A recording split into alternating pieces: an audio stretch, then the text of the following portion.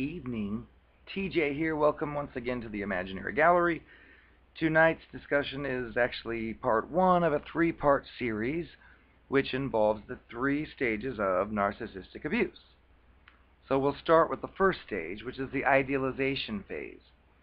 And what that is when you first just meet someone new. Could be you saw them and they look nice and you exchange phone numbers, or they slip their number to you through somebody else, or whatever it could be, but you decide to go out with this person. And you've probably had experience with other people before, and you're kind of nervous thinking, I wonder how this one's going to go. Well, you meet, and you seem to just instantly get along. And if you bring up any concerns you have, they're right on board with you, with your opinions, and you might even be daring and think that you have some kind of quirk about you that's kind of strange, and you might reveal that to them, and they'll be like, oh, that's great, I feel like that too. And so you'll start feeling yourself becoming basically very comfortable, because you were nervous, because you've had so many interactions with people where they look nice and you exchange numbers, you get together, but then when you're with them, you might put some music on, like, I hate that music, turn that off. Or you might put some movie on, turn that off, I don't like that kind of movie, I didn't like it. And it's just so many things that don't work. But this person, for some reason, gets along with you and seems to just get you for who you are. And that's so rare, and you think, wow, how lucky am I to find this? Well, what goes on in this stage is it's called love bombing. And it's all over the internet, you could look it up. But basically what happens is the first stage of idealization. You meet this person, and within just a day or two, this person is basically calling you or texting you every morning and saying, good morning, baby. And then throughout the day, miss you, sexy. And you think it's kind of funny or strange, but at the same time, they're using a powerful technique of seduction to lead you to believe that you are this special, wonderful person. So with all of this attention, you kind of feel lightheaded.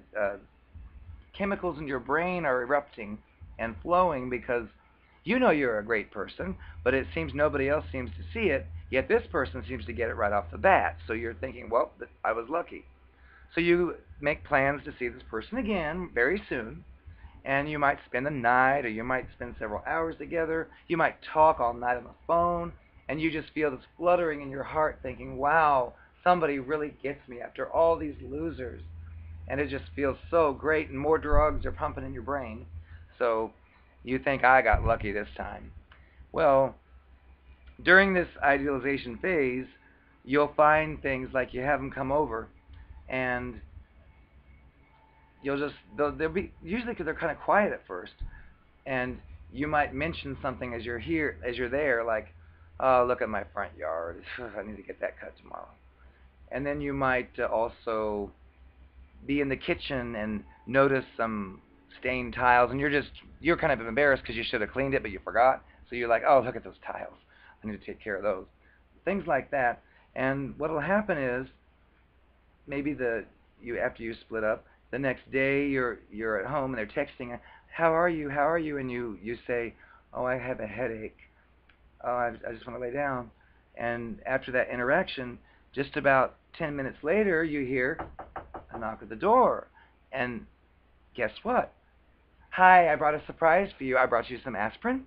And they go into your kitchen and they clean the tiles, and then they take care of your lawn too. In fact, that's what wakes you up, is the lawnmower. And they've done your lawn, and it's like, wow, I just met you. This is great. Oh, and you start feeling spoiled, like, this is strange. If I told my mother or friend or sister I had a headache, they wouldn't be over here like this. And you just think that you're so in sync with this person. Now, you could possibly, if you've been exposed to toxic people before, you might think it's too good to be true and maybe say something like, I think it's kind of strange that you brought that aspirin over just because I said that I had a headache. And you're like trying to draw a boundary line. And in this stage, they'll try to convince you that you're completely off. And they'll say, I'm just trying to be nice. That's who I am. I'm sorry that you didn't want my aspirin, but I'm just trying to be nice. I'll go. And then, of course, you'll think, wait, maybe I was wrong. Oh, no, stay. And you'll be testing the waters, and they're testing the boundaries too. But regardless, During this stage with this love bombing, it's so intense, it's so severe, it's like so much stronger than like a normal interaction. It makes it easy for you to kind of get lost in it and not notice how quickly things are moving, because this person, after maybe 2 or 3 dates, is going to start claiming they have love for you. They're in love. And you're going to think, wow, that feels great. I wish I felt that way, but someone feels that way about me. And of course, you'll question yourself, like, well, why am I not feeling that? Well, regardless, you may carry on the interaction because you love this attention. You're getting all these brain chemicals. It's like a drug dealer bringing you these drugs that are just making you feel so good. And each day they remind you of how important you are and how they can't wait to see you and they miss you, and that they're in love, and so on. And you may even again realize that this seems a little fast. And they'll say something like, "Oh, I'm just following my heart. I really love you." Oh, and it's so dramatic and they're so sincere sounding, you don't want to rain on the parade. So you may continue to see them, even though you know yourself that it takes you a little bit longer to feel that way about anybody or anything. But that's the way the idealization phase goes, which is stage one.